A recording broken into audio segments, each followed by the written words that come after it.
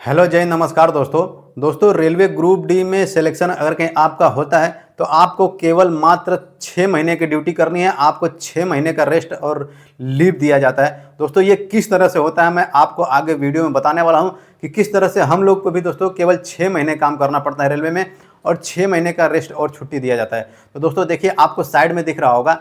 सबसे पहले आपको बता दें कि हम लोग में जो ड्यूटी होती है दोस्तों, वो जैसे हम पॉइंट्समैन है तो पॉइंट्समैन में हम लोग को वीक में 2 दिन का छुट्टी दिया जाता है, जिसको एक रेस्ट और एक ऑफ बोलते हैं, जो कि हर वीक में दिया जाता है। दोस्तों 60 घंटा ड्यूटी करने के बाद, अगर कहीं डेली हम लोग का 12 घंटा ड्यूटी रहता है तो 12 घंटा ड्यूटी करने के बाद आपका 5 दिन ड्यूटी करना पड़ता है वीक में। 60 घंटा ड्यूटी होने के बाद एक रेस्ट और एक ऑफ दिया जाता है। तो दोस्तों इस तरह से एक साल में 52 सप्ताह होते हैं, तो 52 रेस्ट और 52 ऑफ हम लोग को दिया जाता है।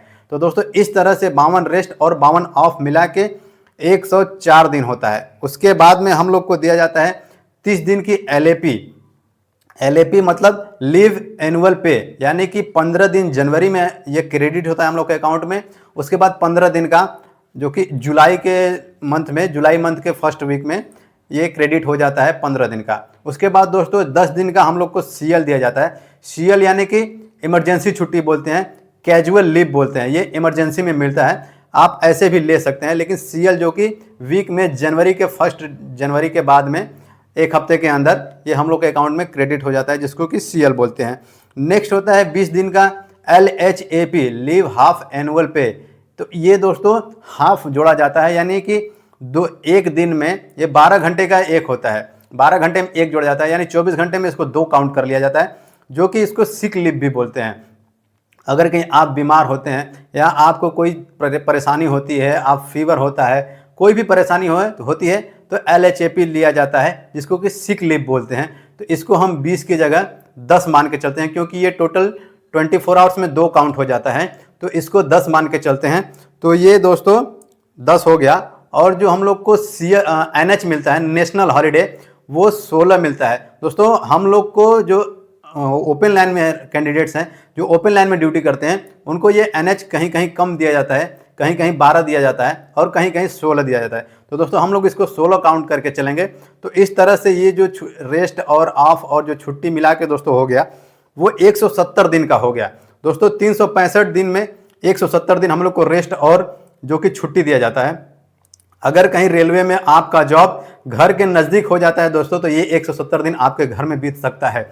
और यहाँ पे जितने सारे कैंडिडेट्स दोस्तों रेलवे में होते हैं, वो मैक्सिमम मान के चलिए कि 40 से 50% इनका घर नज़दीक ही होता है। अभी जैसे हम लोग, तो मान लीजिए हम लोग का घर दूर है, तो हम लोग रेस्ट ऑफ में घर नहीं जा पाते हैं, लेकिन जो लोकल कैंडिडेट्स होते हैं, जो लोकल करीब करीब 50 से 100 किलोमीटर के अंदर में होते हैं, वो अपना रेस्ट ऑफ एक ही दिन लेके 2 दिन के लिए घर चले जाते हैं। ये इनके लिए एक बहुत बेनिफिट का चीज़ होता है। और हम लोग को जो 30 दिन का LAP होता है वो मिलता है, और 10 दिन का CL होता है, वो घर जाने के लिए मिलता है। और जो रेस्ट ऑफ होता है, रेस्ट ऑफ हम लोग का यहीं क्वार्टर में या अपने रूम पे दोस्तों बीत जाता है। और दोस्तों जो एक्स्ट्रा छुट्टी दी जाती है, इसको मैंने काउंट नहीं किया है, ये अलग से दी जाती है।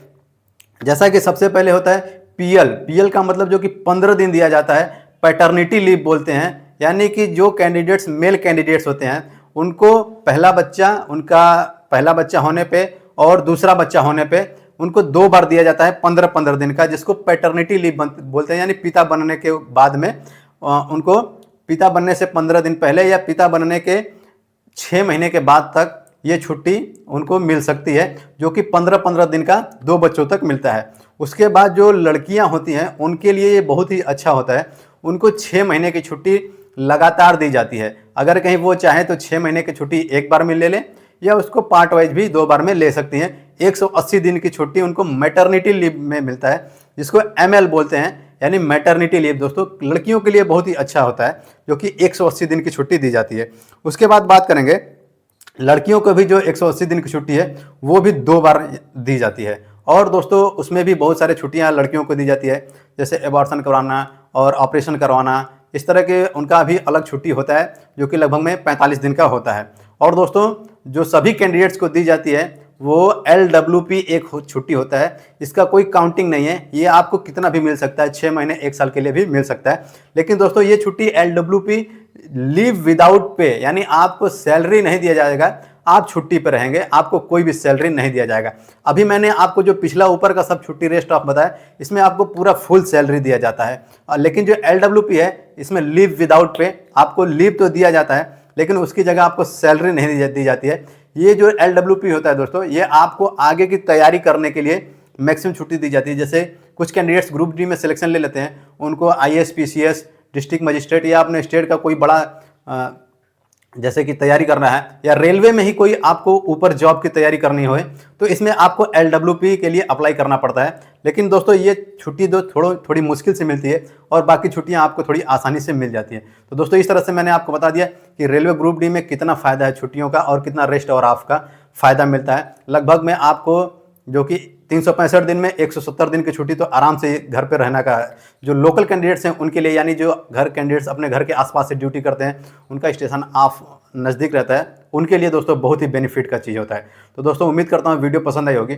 वीडियो पसंद आए तो वीडियो को लाइक करके चैनल को सब्सक्राइब जरूर कीजिएगा और अपने दोस्तों तक भी वीडियो को जरूर शेयर कीजिएगा।